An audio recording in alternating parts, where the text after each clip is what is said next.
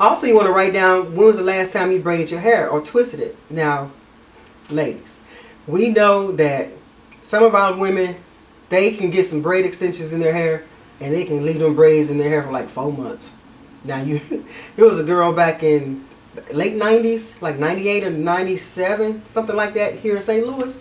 She had her babies, she had like a little girl, and she had her hair braided so long to where she didn't know that the baby had, well, she's not a baby, but she didn't know that her child had a spider in her hair that had grown a nest of eggs, and she started actually having spiders underneath her braids. And it's all because her mom didn't, keep up with the last time she did her hair. So guys, this is not a true story. This is actually an urban legend. I heard this urban legend before, about 20 years ago, and I always thought it was true. So I recorded this video not knowing that it's not true, and I did some research on it, and I found out that this story has been out for over 50 years. So I have a link in the description box about the actual story. So I want you guys to let me know if you've ever heard this story. I'll have a poll in the upper right hand corner that'll kick out, and it'll ask you yes or no if you've heard the story before. Don't leave braids up for like 4 and 5 months. That's too long. Besides, sometimes your extensions can lock into your hair, and then you have to end up cutting the extensions off, and you lose length, and it's just not good. Hey guys, so on tonight's video, I am going to talk to you about keeping a journal to track your hair growth and the healthiness of your hair. Now, these are a few things that I've done when I first got started.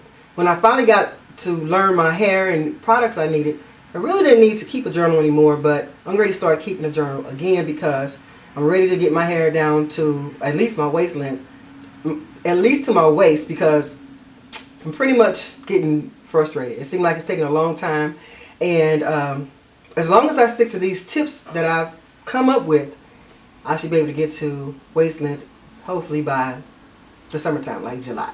Of course, you guys know that I actually moved my waist length journey up to tailbone, but I think I changed my mind. I don't think I want to go to tailbone length. That's just too much and it's too long to wait, but we'll see. So I'm going to give you a few tips on how to track your hair journey. Also, this is sort of like a hair regimen too. So once you get into a rhythm of keeping a journal and stuff, eventually you probably won't even really need your journal. And you can use either a journal, calendar, or notebook. Now, the tips that I'm going to give you is not in any type of order. It's just I thought about a few things to write down and I just wrote them down. But I will say we're going to start by getting a journal or getting a notebook or a calendar. So what you want to do is start off with a picture. You want to get a picture or even a video of your hair so you can, do some comparisons. So a lot of people say, my hair doesn't grow. Everybody's hair will grow. It just depends on certain circumstances. But as long as you're healthy and you don't have any type of trauma to your hair, it does grow. It may not grow as fast as others, or it may grow faster than others. It may tend to break off easier or whatever, but your hair does grow. Keeping a journal will allow you to be able to see your hair growth. You want to track down whenever you get a trim. If you get a trim like in September and you turn around and get another trim in March, you want to be able to keep track of that. Write down all the products you used. So if you used a hair smoothie this weekend and you can't remember which conditioner you used, you can go to your journal and you say, well, you know what? On this day I used a smoothie. So this day I know I can use a mask. You also want to write down the day you did your treatment or shampoo or whatever it is you did for that day. So say for instance this week you're going to do a protein treatment. You want to write that down because you don't want to over protein treat your hair by putting another protein treatment in your hair 2 weeks from now. You don't need protein treatments that often unless you just really got some severely bad hair. But ordinarily you don't need protein treatments that often. They tend to dry your hair out and can break it off. So you want to keep that balance of keeping track of when was the last time you had a protein treatment. Then you want to keep track of when was the last time you had a deep conditioner, and when was the last time you had a hot oil treatment or ACV rinse. As long as you write down your treatments and whatever it is you do on your day, your wash day, you want to write that down. You want to track when was the last time you had a cold wash. You want to track when was the last time you had a non-sulfate shampoo done to your hair. Because like I said in my last video, I like to rotate between the three. If I know if I shampooed my hair with a sulfate the last time, I don't want to turn around and re-shampoo my hair on my next time and use another sulfate shampoo. Heat styles. You want to keep track of heat styles. Now, a lot of us naturals don't go towards heat that much, but some of us do, because we can't get rid of the creamy crack addiction in our minds.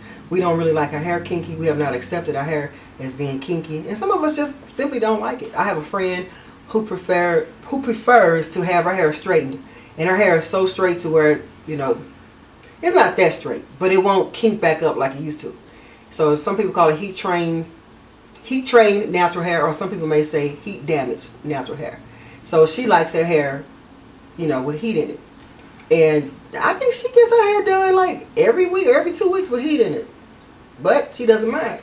So if you are a person who wants to go with no heat, or you want to do little heat and you want to, you know, see when's the last time you had heat and you want to do some more heat, you want to write that down, because you don't want to put strain on your hair and cause a setback, and, you know, you have to end up trimming and cutting the dead hair off because you done fried your hair off.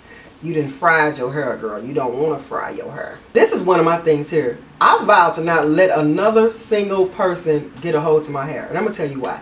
Every time they did my hair, it was always something happens.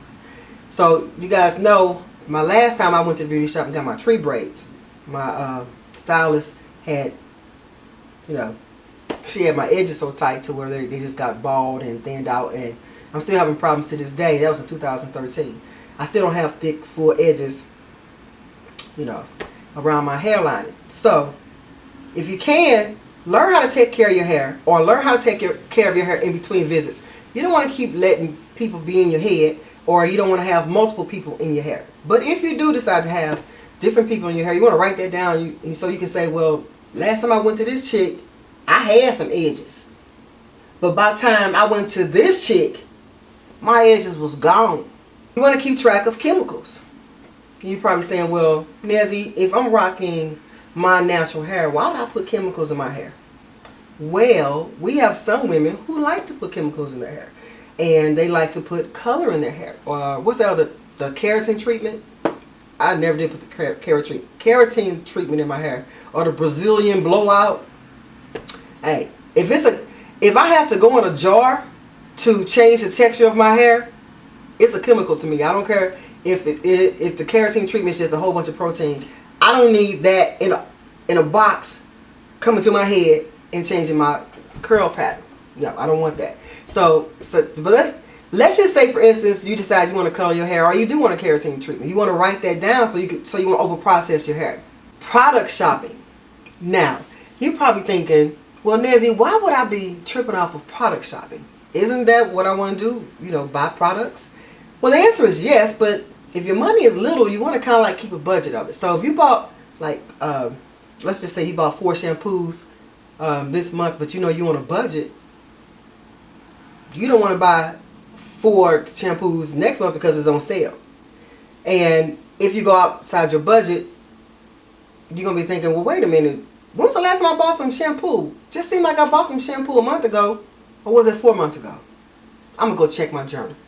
That way you can keep track of your money that's coming in and money going out, and you won't be so overloaded with products like me.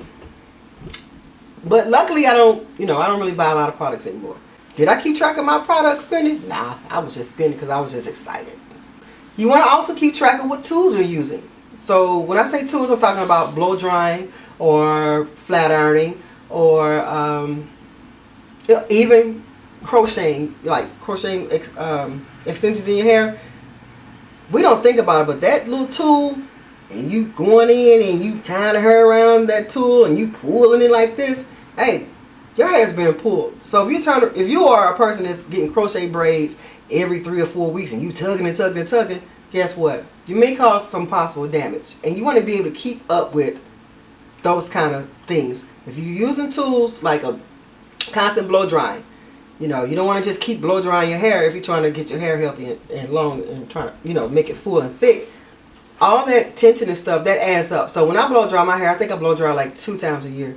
I mean, maybe at the most 3 times a year. But it's so spread apart because I don't want to weaken my hair.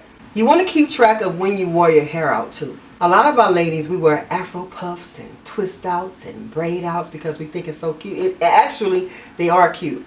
But too many twist outs, braid outs and stuff, you got your hair, you got your ends exposed. And if it's constantly rubbing, well, if you have longer hair, if it's constantly rubbing on your collar and stuff, guess what? That's causing friction.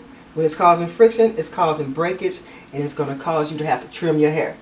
And you don't want to keep having to trim your hair if you're trying to grow your hair out. Also, if you're wearing scarves or hats, all that little breakage stuff, that matters in the end. So you want to keep track of when was the last time I wore my hair out? Or when was the last time I wore a braid out? Well, I wear a braid out every day. Why my hair ain't growing? Well, by the end of the day, braid outs and twist outs, when you first start your day, your hair is like, it's hanging down here. But by the end of the day, our hair naturally draws up like this. And guess what it does? It clumps up on the ends. So if you go home that night after wearing your braid out, you can't really comb through it. So you take your fingers and you finger through and you feel your hair mat together. Our hair naturally mats together. So you doing all this pulling and pulling and pulling. And guess what? When you get to the ends, they so clump together, you snatching it apart. Guess what? That's breakage. So say for instance you do that today. And then you braid your hair up with your fingers because you can't comb it, so you finger detangle, and then you braid your hair up, and then the next day you take your braids back down again, you wear another braid out. Guess what your hair is going to do? It's going to draw back up, it's going to clump on the ends. At nighttime when it's time to go to bed, guess what? You're going to be pulling your hair apart like this, and you're going to hear your hair going rip, rip, rip. When you're ripping your hair like that, that's causing damage on the ends, which slows down the length retention. You're trying to hold on to the length, you're not trying to let the length go. And then you're going to have to trim. So watch out for braid outs, twist outs, even afro puffs. Afro puffs are the worst. And it took me a long time to realize that. You got this cute little puff up here, and it's like this at the beginning of the day, and by the end of the day, that thing is like this. It's like a little brown fist. And you cannot comb through that. So you don't even try to. You just go to bed. You just wake up the next day, you just throw the puff back up there again, and then it's going down like this, It's just too much. So you want to keep track of wearing your hair out.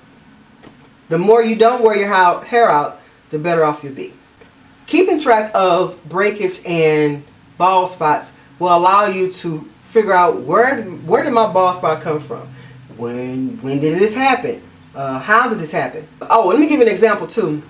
Before I started my hair journey, every winter, it never failed. I used to have a great big bald spot, or sometimes I may have two bald spots, right here on my left side and right here on my right side. And the other day I was looking at my French braids, because my hair is French braided under this wig. I saw a little bitty bald spot. I said, my scalp is dry. I need to oil my scalp, or I need to apply some type of moisturizer to it. But before I started my hair journey, I could not figure out why every spring I'd have a big bald spot on the side of my head. Well, that's what it was. I wasn't keeping my hair moisturized and sealed with oil, and unconsciously, by my hair itching, I would scratch and scratch and scratch until the bald spot got bigger and bigger and bigger. And then sometimes I'll scratch in another spot. So I had like two big bald spots. I'm like, where did they come from? So now, since I know how to balance my moisture and oil a little bit better, I don't have bald spots like I used to. Oh, not like I used to. I still get them every once in a while when I'm not paying attention. When I'm not keeping track of my hair. Like lately I've not been keeping track of it. But yeah, I saw a little bitty bald spot right up under this braid. It was so tiny you won't even notice it. But I noticed it because I know I get the same little spots on each side of my head. So you guys may think this is so crazy what I'm about to say. You might not trip off of this, but you want to keep track of your period. That's right, your period. And I'm going to tell you why. When it's time for me to do my hair, I can always tell when it's that time of month. Now, I don't have periods anymore because I had a hysterectomy. I had fibroids. I'll post a little card on the video, so if you want to see that video, you can. So although I've had a hysterectomy, I have no more periods. I still have symptoms of a person who has a period. So I still have minor back pains. I still have bloating. I still have irritability. I still have times where I just don't feel like being bothered. I can always tell when there's it was not the best time for me to do my hair. So I'm going to give you an example. Whenever it's time for me to do my hair, and it's around the time of the month, I play around and I take a long time to get to my hair because I dread it. I'm irritable. I don't feel like doing no hair.